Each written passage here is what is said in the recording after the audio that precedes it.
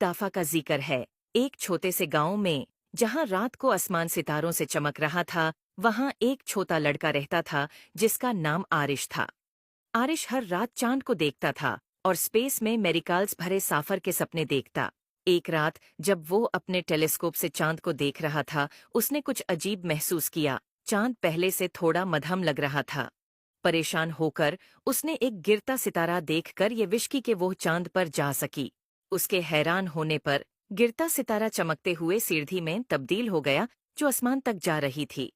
बिना किसी झिझक के आरिश उस सीढ़ी पर चढ़ गया, ऊपर और ऊपर, जब तक कि वो चांद तक नहीं पहुंच गया। वहां उसने देखा कि चांद पर कॉस्मिक डस्ट का एक घना परत है, जिससे चांद अपनी चमक खो रहा था। चांद पर आरिश की मुलाकात लूना से हुई, जो चांद की परी थी। लूना ने समझाया कि चांद को फिर से चमकदार बनाने के लिए उसे साफ करना होगा। लूना ने आरिश को एक जादू का झाड़ू दिया और दोनों मिलकर चांद को साफ करने लगे। जैसे जैसे वो काम करते गए, चांद की रोशनी वापस आने लगी। आरिश ने दिल से खुशी और हरत महसूस की। चांद को फिर से चमकदार बनाने के बाद लूना ने आरिश का शुक्रिया अदा किया और उसे एक खास तोहफा दिया, एक छोटा सा मून रॉक जो नरम चांदानी रोशनी से चमक रहा था।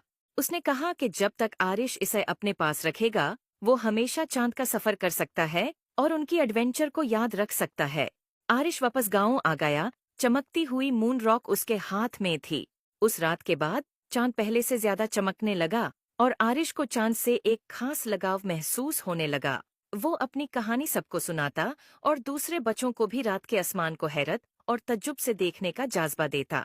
और इस तरह आरिश को वो लड़का जो चांद पर गया के नाम से जाना जाने लगा और उसकी कहानी दूर दूर तक फैल गई, सबको याद दिलाते हुए कि छोटे से छोटा इंसान भी एक बड़ा फर्क ला सकता है।